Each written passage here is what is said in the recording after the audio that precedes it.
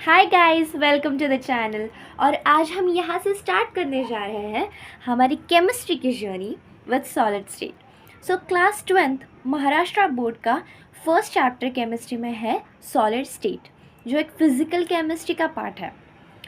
और यहाँ से हम क्लास 12th की हमारी जर्नी है वो स्टार्ट करने वाला है। तो सबसे पहले बहुत से स्टूडेंट्स को डाउट होता है कि उनकी 11th स्टैंडर्ड जो है वो अच्छे से नहीं गई है, तो क्या 12th स्टैंडर्ड की एग्ज़ाम में वो अच्छा स्कोर कर पाएंगे? क्या उन्हें 11th स्टैंडर्ड के कुछ कंसेप्ट्स को प्रैक्टिस करने की ज़रूरत है 12th के लिए? सो ऑनेस्टली यस, कुछ कंसेप्ट्स आपको 11th के प्रैक्टिस करने की ज़रूरत है, तभी आप 12th के कुछ चीज़ों को समझ पाओगे। पर डोंट वरी, यहाँ पे इस प्लेटफॉर्म पे, इस चैनल पे हम क्या करने वाले हैं कि जैसे ही हम ये 12th की केमिस्ट्री की स्टडी करेंगे, वैसे वैसे हम जहाँ जहाँ चाहिए वहाँ 11th के कंसेप्ट्स क्लियर करते जाएंगे। उससे क्या होगा, आपका टाइम भी वेस्ट नहीं होगा। 11th स्टैंडर्ड की बुक उठाओ, फिर कंसेप्ट्स करो, फिर आपको पता नहीं होगा कि कौन से कंसेप्ट्स 12th में आने वाले हैं, कौन से नहीं आने वाले हैं, कौन से ज़रूरी है, कौन से ज़रूरी नहीं है। तो इसी के लिए हम क्या करेंगे, 12th का स्टडी करते करते जहाँ पे भी 11th स्टैंडर्ड के एप्लीकेशन की ज़रूरत पड़ेगी, हम वो पार्ट कवर करेंगे और आगे जाएंगे। सो यहाँ से हम करते हैं स्टार्ट। ओके, सो स्टार्ट करते हुए हम स्टार्ट करेंगे कि जैसे कि आपको टॉपिक से ही पता चल रहा है, something related to solid state. अभी स्टेट्स ऑफ मैटर में हमने बचपन से किस प्रकार के स्टेट्स पढ़े हैं? एक तो सॉलिड स्टेट, फिर लिक्विड स्टेट और गैशियस स्टेट। ओके, अब यहाँ पे लिक्विड और गैशियस स्टेट का तो स्टडी नहीं है, पर सॉलिड स्टेट का स्टडी है। ओके, तो हम सॉलिड के बारे में बात करेंगे। सॉलिड के मतलब क्या कैरेक्टरिस्टिक्स हो सकते हैं जो आपको पहले से पता है? जैसे कि सॉलिड्स हार्ड होते हैं, ओके, रिजिड होते हैं, वेरी गुड। और क्या बता सकते हो? उनका एक डेफिनाइट शेप होता है, ओके, डेफिनाइट क्या होता है? शेप होता है। उसी तरह से उसके बहुत सारे कैरेक्टरिस्टिक्स हैं। अब आएगा 11th का कंसेप्ट, इंटरमॉलिक्यूलर फोर्स।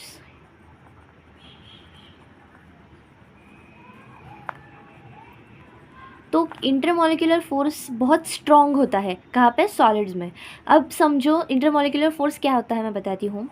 समझो ये कोई मेटल है और उसके अंदर एटम्स है, ओके। अब ये दो एटम्स के बीच में या फिर दो मॉलिक्यूल्स के बीच में जो फोर्स है, एक दूसरे को ऐसे पकड़ के रखने का जो फोर्स है, उसे हम कहते हैं इंटरमॉलिक्यूलर फोर्स। यानी ये एक एटम है, ये एक एटम है, ये यहाँ पे फोर्स लगाएगा, ये यहाँ पे फोर्स लगाएगा, दोनों अच्छे से पैक्ड स्ट्रक्चर में रहेंगे, जिसे हम क्या कहते हैं? Intermolecular force. ओके, सो जो हमारे सॉलिड स्टेट है वो हम दो इम्पॉर्टेंट पार्ट्स में डिवाइडेड है। फर्स्ट है हमारा क्रिस्टलाइन सॉलिड और सेकंड है हमारा एमॉर्फस सॉलिड। तो हमारे सिलेबस में एमॉर्फस के बारे में तो ज़्यादा कुछ नहीं है, बस उसका कुछ डेफिनेशन है। हम पढ़ेंगे क्रिस्टलाइन सॉलिड के बारे में। ओके, अब जब हम क्रिस्टलाइन सॉलिड के बारे में पढ़ेंगे तो हम स्टार्ट भी क्रिस्टलाइन से ही करेंगे। अब मैं एक आपको जो आपकी टेक्स्ट बुक में ऑलरेडी है वो स्ट्रक्चर बताती हूँ, समझ लो। ये ऐसा कुछ है, ओके। ये एक मेटल है और यहाँ के जो पार्टिकल्स है वो इस तरह से है, ओके। ये थोड़ा अलग स्ट्रक्चर है, बस ट्राई टू अंडरस्टैंड। ओके, ये कोई तो मेटल है या फिर समझ लो कोई भी कंपाउंड है और ये इसके अंदर पार्टिकल्स है, और एक मेटल है या फिर और एक कंपाउंड है और एक ऑब्जेक्ट है, और ये इसके अंदर के पार्टिकल्स है, ओके।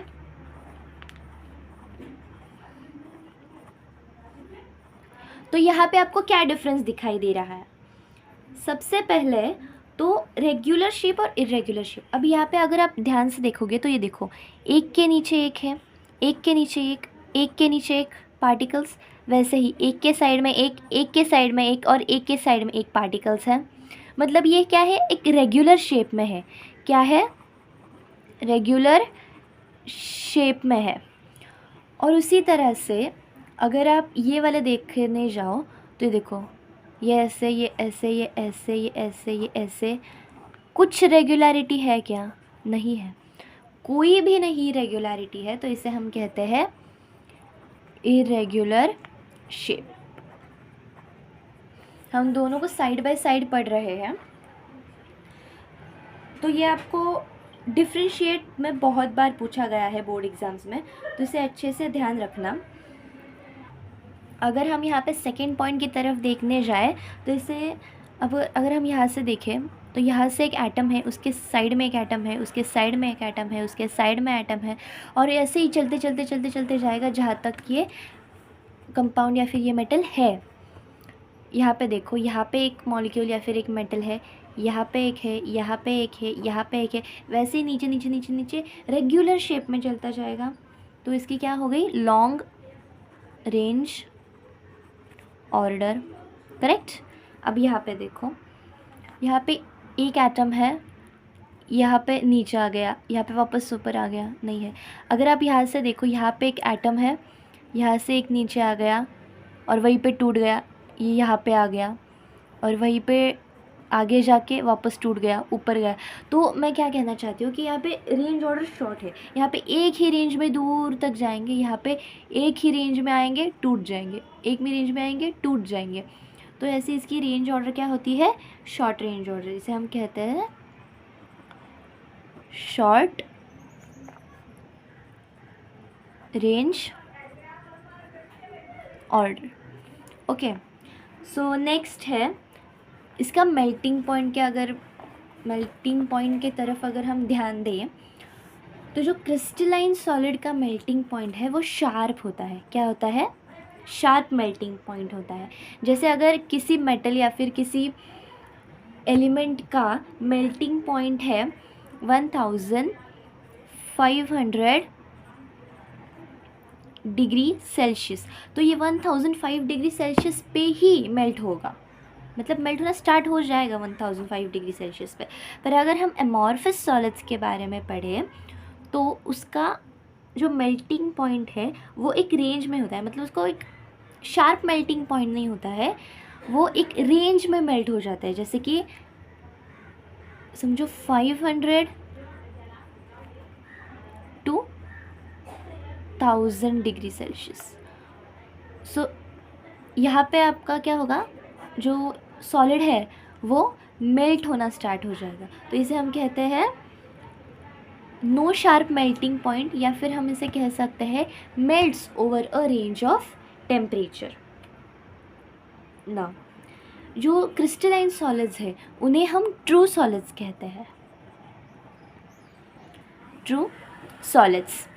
और जो एमॉर्फस सॉलिड्स है उसे हम क्या कहेंगे, फॉल्स सॉलिड्स नहीं, उसे हम कहते हैं स्यूडो सॉलिड्स। क्या कहते हैं हम उसे, स्यूडो सॉलिड्स। मेरा पेन बंद पड़ गया, कोई बात नहीं, स्यूडो सॉलिड। ओके, अब इसका और एक कंसेप्ट है, तो इसका अगला पार्ट है, और एक पॉइंट बचा है इसके डिफ्रेंसिएशन में, वो है, एक सेकेंड,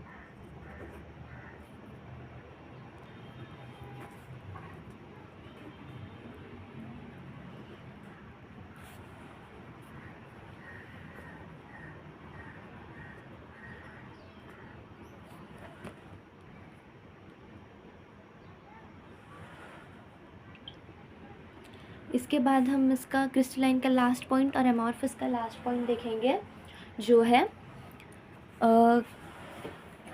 जो क्रिस्टलाइन सॉलिड्स होते हैं वो एनाइसोट्रोपिक होते हैं, एनाइसोट्रोपिक, वाइल जो एमॉर्फस सॉलिड्स होते हैं वो आइसोट्रोपिक होते हैं। क्या होते हैं, आइसोट्रोपिक।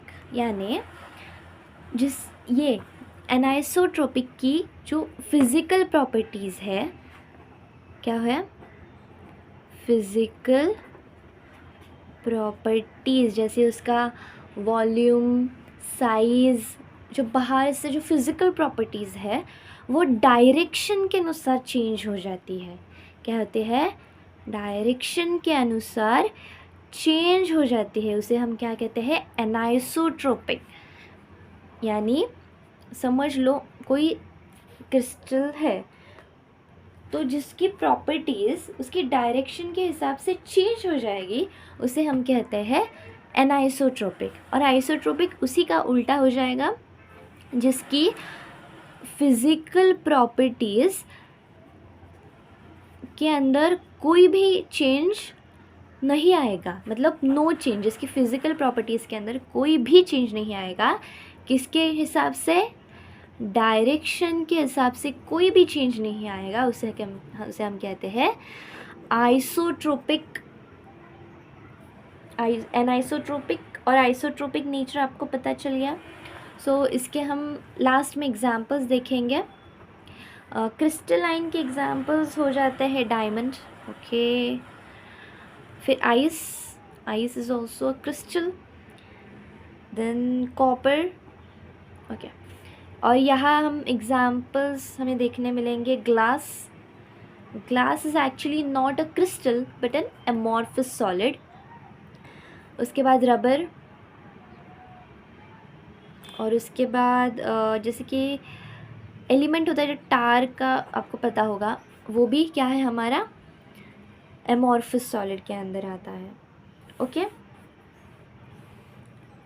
क्या आपको पता है सोडियम, Na, यानी सोडियम क्या है, एमॉर्फस है या क्रिस्टलाइन सॉलिड है? तो उसका आंसर है क्रिस्टलाइन सॉलिड है। हमारे जो सोडियम Na है यहाँ पे क्रिस्टलाइन सॉलिड है, ओके। अगले हम दो कंसेप्ट्स पढ़ेंगे, वो है आइसोमॉर्फिज्म और पॉलीमॉर्फिज्म। मैं यहाँ पे लिख देती हूँ आपके लिए, आइसोमॉर्फिज्म एंड पॉलीमॉर्फिज्म। अब इसमें डिफरेंस क्या है, इसके आप नाम से ही आपको पता चल जाएगा कि इसमें क्या डिफरेंस है। एक का नाम है आइसो, दूसरे का नाम है पॉली। आइसो यानी सेम, पॉली यानी एक का ही डिफरेंट, ओके, मैं यहाँ पे डिफरेंट लिख देती हूँ। आइसो यानी सेम, पॉली यानी डिफरेंट। यानी आइसोमॉर्फिज्म एक ऐसा फिनोमिना होता है जहाँ आपको दो अलग अलग मेटल के एक ही क्रिस्टलाइन फॉर्म दिखाई देंगे, ओके। जैसे कि अगर आपने एक क्रिस्टलाइन स्ट्रक्चर ले लिया NaF और दूसरा ले लिया MgO, इन दोनों के स्ट्रक्चर्स को अगर आप देखो तो वो सेम स्ट्रक्चर है। अगर इसका स्ट्रक्चर ऐसा है तो इसका भी स्ट्रक्चर ऐसा है, इसके स्ट्रक्चर क्या है, सेम, पर दो अलग अलग एलिमेंट्स है, अलग अलग मॉलिक्यूल्स है और उसका स्ट्रक्चर क्या हो जाता है, सेम, तो उसे हम कहते हैं isomorphism. Two or more substances having same crystalline structure, two or more substances having same crystalline structure, तो इसे हम कहते हैं आइसोमॉर्फिज्म। और पॉलीमॉर्फिज्म उसका ही उल्टा हो जाता है, जैसे हमारे पास एक ही सब्सटेंस है, जैसे हम कह सकते हैं डायमंड देख लो, डायमंड देख लो, तो डायमंड के वो, अच्छा डायमंड छोड़ो, कार्बन बताती हूँ मैं, हाँ, तो डायमंड अलग आएगा। देखो कार्बन 3 फॉर्म्स में प्रेजेंट होता है, एक तो सबसे पहले है डायमंड, यहाँ पे डायमंड आएगा, फिर ग्राफाइट, और एक होता है फुलरीन। आपकी टेक्स्ट बुक में ये दिया गया है ये एग्जाम्पल। अब ये एक ही एलिमेंट है कार्बन, ये भी कार्बन है, ये भी कार्बन है, ये भी कार्बन है, ये एक ही एलिमेंट, एक ही कंपाउंड होके भी क्या है, अलग अलग स्ट्रक्चर्स है उसके। डायमंड का स्ट्रक्चर अलग होता है, ग्रेफाइट का स्ट्रक्चर अलग होता है, और फुलेरीन का स्ट्रक्चर अलग होता है। मतलब एक ही एलिमेंट हो गए तो उसका अलग अलग अगर स्ट्रक्चर्स बनेंगे तो उसे कहते हैं पॉलीमॉर्फिज्म। और आइसोमॉर्फिज्म में क्या है, एक ही एलिमेंट है, अलग अलग दो अलग अलग एलिमेंट है पर उसका स्ट्रक्चर अगर एक हो जाता है तो उसे हम क्या कहते हैं, आइसोमॉर्फिज्म। डिफरेंस में समझ में आ गया। आप टेक्स्ट बुक पढ़ते रहना कि जो भी मैं सिखाऊंगी, जो भी कंसेप्ट्स मैं समझाऊंगी, उसके बाद अगर आप टेक्स्ट बुक पढ़ोगे तो आपको बहुत ही ईजीली समझ में आएगा और आपको अच्छे से रिटेन हो पाएगा। ओके, तो आज के लिए हम यहीं पे स्टॉप हो जाते हैं। आपको क्या करना है, सबसे पहले तो ये जो सब कुछ मैंने अभी आपको सिखाया वो टेक्स्ट बुक में जाके रीड करना है। क्या करना है, टेक्स्ट बुक में जाके ये सब कुछ रीड करना है। और कोई भी डाउट हो तो कमेंट में पुट कर देना है, मैं इसे पढ़ूंगी और नेक्स्ट लेक्चर में इसे ज़रूर सॉल्व कर दूंगी। ओके, तो ये जल्दी जाके आप टेक्स्ट बुक में ये सारी चीज़ें पढ़ोगे जो मैंने आपको सिखाया है। और जो भी अगर कोई भी डाउट आया, कोई भी कंसेप्ट है ऐसा जो रह गया है और नहीं सिखाया है यहाँ तक, आइसोमॉर्फिज्म और पॉलीमॉर्फिज्म तक, तो आप कमेंट्स में पूछ सकते हो। नेक्स्ट लेक्चर में हम करेंगे टाइप्स ऑफ क्रिस्टलाइन सॉलिड्स, मतलब क्रिस्टलाइन सॉलिड्स के भी और टाइप्स होते हैं, उसे हम स्टडी करेंगे। Okay, so till then bye bye.